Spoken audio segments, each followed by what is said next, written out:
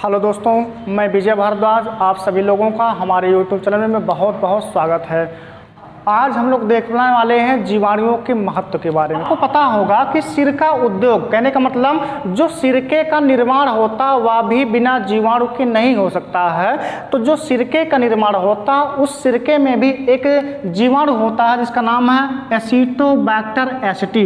अगर यह जीवाणु यानी कि यह बैक्टीरिया सिरके में ना पड़े तो जो सिरका है वह निर्माण ही नहीं होगा। यानी कि सिरका के उद्योग में एसिटोबैक्टर एसिटी जीवाणु का क्या होता है, योगदान होता है। लेकिन ये कैसा है तो लाभदायक है। क्यों? क्योंकि ये हम क्या करते हैं, भोजन के रूप में प्रयोग करते हैं सिरके को, लेकिन यह किसी प्रकार का हानि नहीं पहुंचाता है।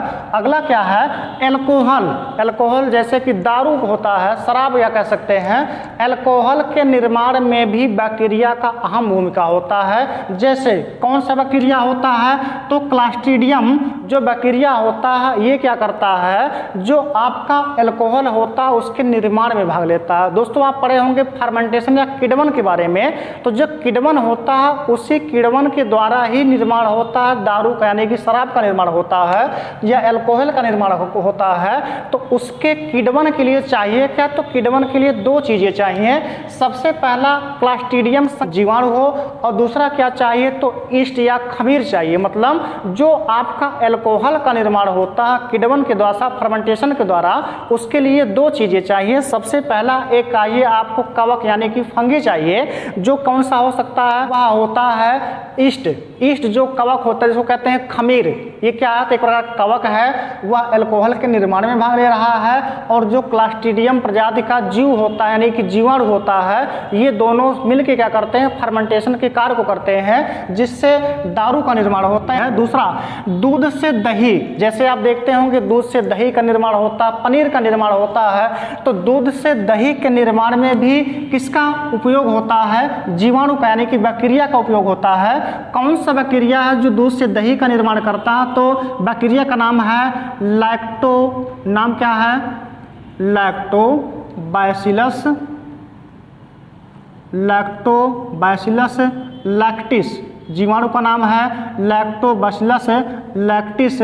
जो जीवाणु होता है इसके द्वारा दूध से दही का निर्माण होता है, पनीर का निर्माण होता है। अन्य अगर देखें तो जो जीवाणु होते हैं वह कृषि में भी बहुत बड़ा उपयोग करते हैं। जैसे अगर हम देखें तो जो कृषि होता है उसमें सबसे अधिक मात्रा में जो पौधों को पोषक तत्व चाहिए होता है, यह क्या चाहिए होता है तो ये चाहिए होता है नाइट्रोजन। लेकिन अगर हम बात करें मिट्टी में तो सबसे अधिक जो कमी होती है नाइट्रोजन की होती है। इसलिए लोग क्या करते हैं, यूरिया डालते हैं, यूरिया खाद डालते हैं। और यूरिया खाद में सबसे अधिक मात्रा में क्या होता है, नाइट्रोजन होता है। नाइट्रोजन की आवश्यकता पौधों को पोषक तत्व के रूप में सबसे ज़्यादा होती है। लेकिन अगर हम बात करें मिट्टी की नाइट्रोजन की क्या होती है, मिट्टी में कमी होती है। लेकिन अगर हम वायुमंडल की बात करें तो वायुमंडल में 78% क्या है, नाइट्रोजन है। लेकिन वो जो नाइट्रोजन वायुमंडल में ये कैसा है तो गैस के रूप में है। और जो आपके पौधों को आवश्यकता होती है नाइट्रोजन की, गैसियस फॉर्म में पौधे इस नाइट्रोजन का इस्तेमाल तो कर नहीं पाएंगे। ठीक, इनको चाहिए क्या, नाइट्रेट के रूप में चाहिए। तो कुछ जो जीवाणु होते हैं जैसे नास्टाक हो गया, एनाबिना हो गया, ये सभी मिट्टी में स्वतंत्र रूप से होते हैं। और जो वायुमंडलीय नाइट्रोजन गैस है, इस नाइट्रोजनी गैस को क्या करते हैं, अवशोषित कर उसको नाइट्रेट में बदलते हैं। उर्वरा शक्ति को बढ़ाने में भी क्या करते हैं, जीवाणुओं का बहुत बड़ा महत्व होता है। जैसे कौन सा, नास्टाक हो गया, एनाबिना, ये साइनोबैक्टीरिया के अंतर्गत आने वाले ऐसे बैक्टीरिया होते हैं जो वायुमंडलीय नाइट्रोजन को नाइट्रेट में क्या करते हैं, बदल देते हैं। और जैसे नाइट्रेट के रूप में बदलते हैं, पौधे क्या करते हैं, इसका इस्तेमाल कर लेते हैं। ठीक, कुछ ऐसे भी जीवाणु होते हैं जो सहजीवी के रूप में, कहने का मतलब वो मिट्टी में स्वतंत्र होकर नहीं नाइट्रेट में बदलते हैं, वो क्या करते हैं तो कुछ पौधों के साथ सहजीवी के रूप में, सहजीवी का मतलब होता है सिम्बियोसिस, सहजीवी के रूप में पौधों पर रहकर, पौधों के साथ रहकर वहां पर नाइट्रोजन को नाइट्रेट में बदलते हैं। जैसे एक जीवाणु जिसका नाम है राइजोबियम, इसका नाम है राइजोबियम, जीवाणु का नाम है राइजोबियम लेग्यूमिनिसेरम। ठीक, जीवाणु का क्या नाम है? तो राइजोबियम लेगुमिनोसेरम। यह एक ऐसा जीवाणु है जो दलहनी कुल के फसल, यानी कि अगर हम दलहनी कुल के फसलों की बात करें तो फ्लावर फैमिली में लेगुमिनेसी फैमिली जो कहलाती है, लेगुमिनेसी फैमिली, ये होती है दलहनी कुल की फसलें। दलहनी कुल की फसलें किन पौधों को कहा गया? तो ऐसे पौधे जो दाल के रूप में उपयोग किए जाते हैं, मतलब ऐसे पौधे जो हमको दाल के रूप में क्या देते हैं, अनाज देते हैं, उनको रखा गया दलहनी कुल के अंतर्गत। जैसे अगर हम बात करें मटर के पौधे का, तो मटर से क्या होता है? दाल बनता है। अरहर की बात करें, अरहर से दाल बनता है। चने की बात करें, चने से भी दाल बनता है।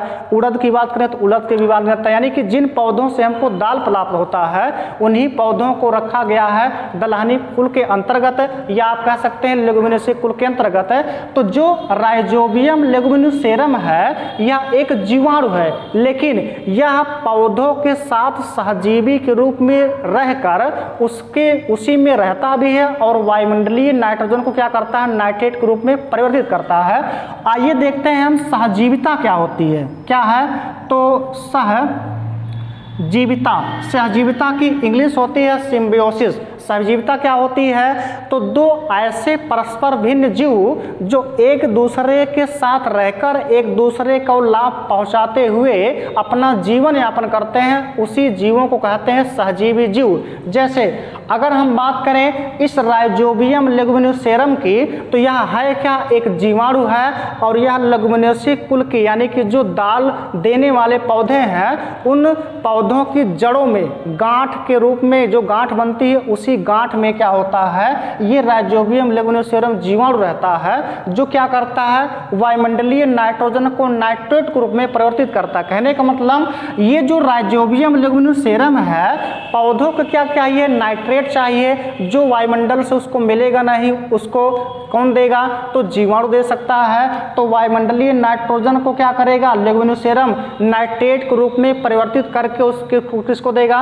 उस दलहनी कुल के पौधे को देगा, और बदले में जो दलहनी कुल का पौधा है जिस पर ये रह रहा है, वह क्या करेगा? इसको भोजन भी देगा, मतलब बना बनाया भोजन भी देगा, और रहने के लिए इसको आवास देता है। इसका मतलब अगर हम बात करें मनुष्य की, तो मनुष्य में भी सहजीवी के रूप में क्या होता है? एक जीवाणु होता है। वह भी क्या करता है? मनुष्य को लाभ पहुंचाता है। कौन सा जीवाणु है? तो मनुष्य के आंत में एक जीवाणु होता है जिसका नाम है इशरिचिया कोलाई। इसका नाम है इशरिचिया, नाम क्या है? इशरिचिया कोलाई।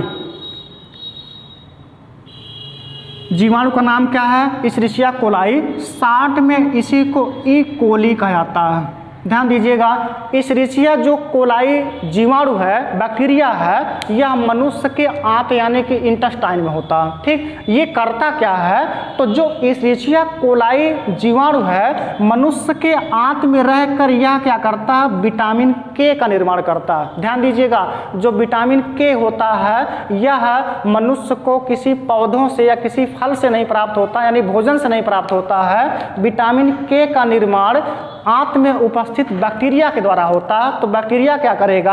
आंत में विटामिन के बनाता है। इसका मतलब, और जो विटामिन के है, ये क्या करता है? विटामिन के मनुष्य में रक्त का थक्का के जमने के लिए उपयोगी होता है। ठीक, इसका मतलब जो इशरिचिया कोलाई है, विटामिन के का निर्माण करके मनुष्य को अगर कहीं घाव लग जाए, कट जाए, तो रक्त का थक्का बना के मनुष्य क्या करता है? उसके रक्त को ना बहने देकर उसके जो जान है इसकी सुरक्षा करता है। लेकिन अगर हम बात करें तो आप क्या इसको देते हैं? तो है कहां पर? इशरिचिया कोलाई मनुष्य के इंटेस्टाइन में है, और मनुष्य के इंटेस्टाइन यानी आंत में ही क्या होता है? जितने भी पोषक पदार्थ हैं उनका होता है डाइजेशन।